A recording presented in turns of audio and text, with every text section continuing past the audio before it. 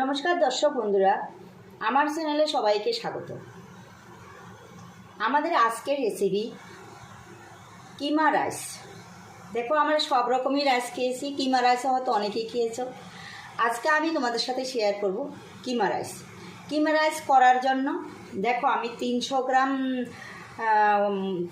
কিমা কাটিয়ে নিয়ে এসেছি বাজার থেকে। ধুয়ে আমি ঝুড়িতে রেখে দিয়েছি, তোমরা বুঝতেই পারছো, পুরো জল ঝরিয়ে নিয়েছি। আর এখানে আমি কড়াইটা বসিয়ে দিয়েছি। কড়াইতে আমি পেঁয়াজের বেরেস্তা ভেজে নিয়েছি, তোমাদেরকে দেখাইনি। ওই তেলের মধ্যেই বেরেস্তা ভেজেছি, সেই তেলের মধ্যেই আমি এখানে দিয়ে দিচ্ছি প্রথমত 5-6টা লবঙ্গ। আমি এখানে 500 গ্রাম রাইস করব। আর এখানে আমি 6-7টা লবঙ্গ নিয়ে এসেছি, 6-7টা ছোটো এলাচ আমি মুখ ফাটিয়ে নিয়ে এসেছি। আর এখানে আমি দিয়ে দেব 3 টুকরো দারচিনি। দেখো, দারচিনিগুলো বটে গেছে, খুবই ভালো। এগুলো ভেঙে দিতে হলে ভালো হতো, আমি ভাঙিনি, গোটাই রয়েছে। দিয়ে দিলাম দারচিনিগুলো। এখানে দিয়ে দিলাম আমি 2টো গোটা তেজপাতা। দেখো, প্রথমেই মশলাটা ভাজার পর একটা সুন্দর সেন্ট বেরোবে।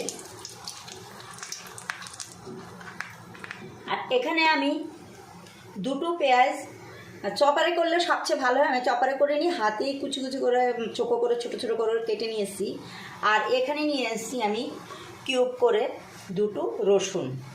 তোমরা এই রাইসের মধ্যে কিউব করেই দিতে চেষ্টা করো, তবে আমি আদাটা কিউব করে দেবো না, আদাটা আমি পেস্ট দেবো, কারণ আদাটা কামড় করলে আমাদের ভালো লাগে না, এ কারণে আমি আদাটা পেস্ট দিয়েছি। দেখো, মশলাটা অলরেডি ভাজা হয়ে গেছে। এখানে আমি দিয়ে দেব প্রথমত রসুন কুচিগুলো। দেখো, আমি 5-10 সেকেন্ডের মতো রসুনটাকে ভেজে নিলাম। এখানে আমি দেব পেঁয়াজ কুচিগুলো। এখানে আমি পেঁয়াজ কুচিগুলো দিয়ে দিলাম। পেঁয়াজ কুচিগুলো আমি একটু ভালো করে ভেজে নিচ্ছি। ওটাও প্রায় 10 থেকে 15 সেকেন্ডের মতো ভেজে নিতে হবে। দেখো, তেলটা বুঝতে পারছি না, আমি রিফাইন অয়েলই দিয়েছি, কিন্তু এত ফেনা হচ্ছে মশলাটা আমি দেখতে পাচ্ছি না। এবার আমি এখানে দিয়ে দেব আদা পেস্ট।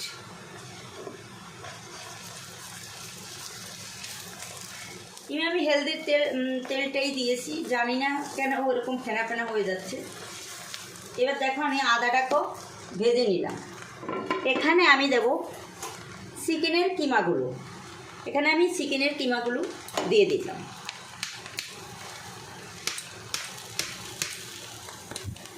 যে কোনো দোকানে বললে তোমাদেরকে এই কিমাগুলো কেটে দেবে, কিন্তু তোমরা যদি বলো যে বাড়িতে এনে মিক্সিতে করো, মিক্সির থেকে কিমাটাই সবচেয়ে রাইসের জন্য ভালো। আর এখানে আমি গোবিন্দভোগ চাল দিয়ে করব। তোমরা করলে এটা বাসন্তীর চাল দিয়েও করতে পারো, যে পছন্দ মতো চাল দিয়ে করতে পারে, তবে গোবিন্দভোগ চালটারই এই রাইসটা সুন্দর হয়। এখানে দিয়ে দেবো আমি পরিমাণ মতো লবণ। তোমরা অবশ্যই তোমাদের পরিমাণে দেবে। আমি এখানে ছোটো চামচে 1 চামচের মতো লবণ দিয়ে দিলাম। আর এখানে আমি দিয়ে দেবো 1 চামচের মতো লঙ্কার গুঁড়ো।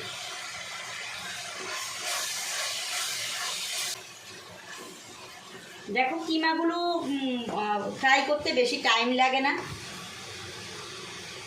এখানে আমি দিয়ে দেব জিরা, ধনে, দারচিনি, লবঙ্গ, এলাচ সব গুঁড়ো একসাথে মশলা ভেজে আমি গুঁড়ো করে নিয়েছি। এখানে আমি দিয়ে দিলাম 1 চামচের মতো মশলা। দেখো, কিমাটা পুরো ভাজা হয়ে গেছে। দেখো, এখানে বড় এলাচ, দারচিনি, লবঙ্গ, জয়িত্রী সব কিছু মিশিয়ে একটা মশলা তৈরি করা হয়েছে। এটা দিয়ে আমি অনেক সময় বিরিয়ানিও করি। ওখান থেকে আমি 1 চামচের মতো মশলা এখানে দিয়ে দিলাম। আমি অন্য গরম মশলা দেব না, আমি ওই মশলাটা এখানে দিয়ে দিলাম।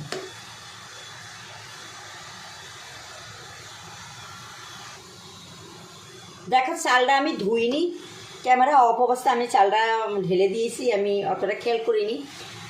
চালটাকে গোবিন্দভোগ চাল যেহেতু ধুইনি আমি, এটাকে ভালো কাপড় দিয়ে আমি পরিষ্কার করে নিয়ে এখানে 500 গোবিন্দভোগ চাল এখানে আমি কিমার সাথে ঢেলে দিয়েছি। এবার আমি চালটাকে এখানে ভালো করে ভেজে নিচ্ছি। চালটা আমি 2 থেকে 3 মিনিটের মতো ভেজে নেব। দেখো চালটা থেকে সুন্দর গন্ধ ছেড়েছে। এই 500 চাল কিমা সব কিছু নিয়ে আমি 100 গ্রাম তেলের মতো ব্যবহার করেছি। তোমরা দিলে কম বেশি করতে পারো, যে যেরকম তেল খাবে। যেহেতু রাইস করছি আমি, পোলাও তো না, এই কারণে এটাকে আমি অল্প তেলেই করছি। এবার আমি দেখো এখানে দিয়ে দেব জল। দেখো পুরো ভাজা হয়ে গেছে। এটাতে দিয়েছি, জানি না 500 চাল এটাতে ধরবে কিনা, হয়তো পাত্র পাল্টিও দিতে হবে জানি না আমি। দেখো এখানে আমি দিয়ে দেব 1 কেজি 250 জল। এটাকে আমি গরম করে নিয়েছি জলটাকে। অবশ্যই তোমরা গরম জল দেবে, গরম জল দিলেই রাইসটা খুবই সুন্দর হয়।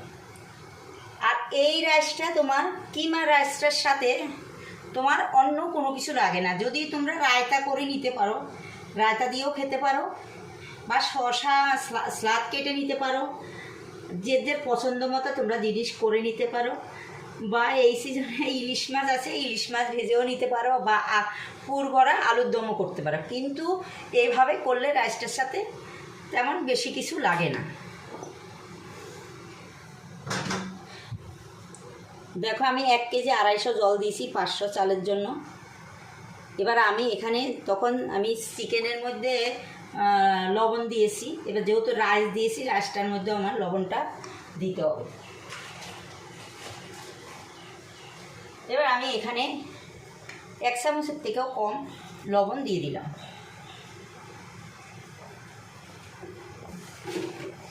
এখানে দিয়ে দেবো আমি 1 চামচ চিনি। চিনিটা অবশ্যই তোমাদের পছন্দ মতো দেবে। কেউ চিনি খাবে, তবে চিনি একটু দিতে হবে, কম বেশিটা তোমরা তোমাদের পছন্দ মতো দিয়ে দেবে। আমি 1.5 চামচের মতো চিনি অ্যাড করলাম। গ্যাসটা অবশ্যই জল দেওয়ার পর হাই ফ্লেমে রাখবে, কমাবে না।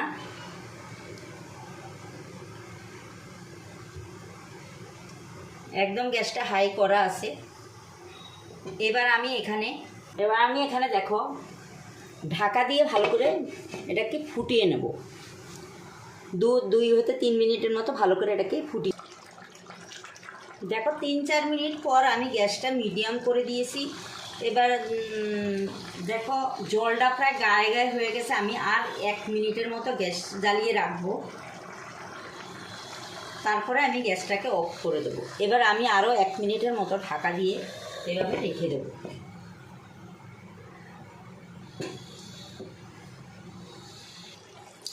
দেখো 1 মিনিট পর জলটা একদম নিচে পড়ে গেছে। এবার আমি গ্যাসটাকে অফ করে দেব। গ্যাসটা আমি অফ করে দিলাম। এখানে আমি দেব 5-6 ফোঁটার মতো গোলাপ জল।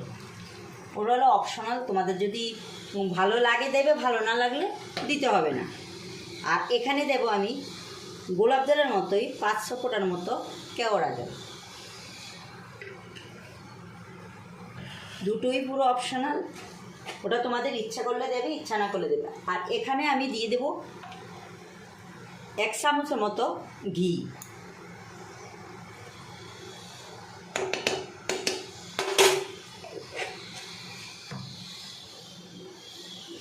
চারটে ছেঁড়া কাঁচা লঙ্কা। আর এখানে কিছুটা আমি পেঁয়াজের বেরেস্তা দিয়ে দিলাম। পেঁয়াজের বেরেস্তা দিয়ে এটাকে আমি একটু নাড়া দিয়ে দমে রেখে দেব।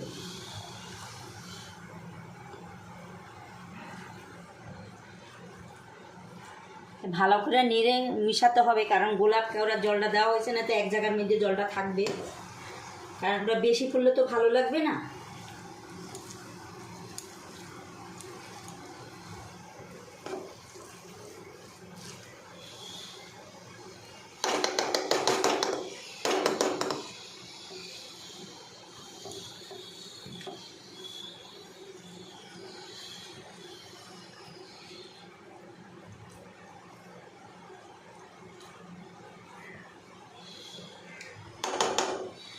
এবার আমি 10 মিনিটের মতো দমে রাখবো, তার মাঝখান দিয়ে আমি একবার এসে নেড়ে দেব।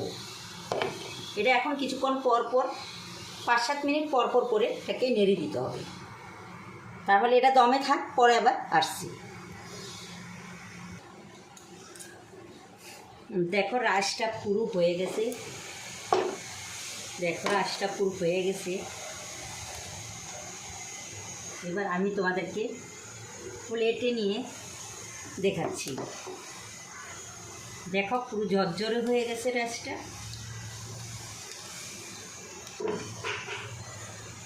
এই দেখো পুরো রাসটা পুরো ঝরঝরে হয়ে গেছে,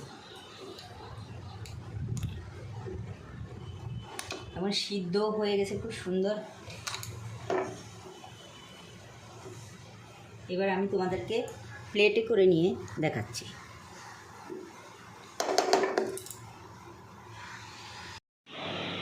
দেখো কিমা রাইসটা আমি এখানে প্লেটে বেড়ে নিয়েছি। যদি তোমাদের ভালো লাগে অবশ্যই আমার চ্যানেলটাকে লাইক, শেয়ার, কমেন্ট করো। আর যারা আমার চ্যানেলটাকে এখনও সাবস্ক্রাইব করোনি তারা অবশ্যই আমার চ্যানেলটাকে সাবস্ক্রাইব করে পাশে থাকা বেল আইকনটা টিক করে দিও এরকম নতুন নতুন ভিডিও পাওয়ার জন্য। আর যেসব বন্ধুরা প্রথম থেকে এ পর্যন্ত আমার সাথে আসো, আগামী দিনগুলো এইভাবে আমার সাথে থাকার জন্য অনুরোধ করা রইল। এই আজকের মতো এখানেই শেষ করলাম। তোমরা ভালো থাকো, সুস্থ থাকো, আবার দেখা হবে নতুন কোনো ভিডিওর সাথে। Thank you.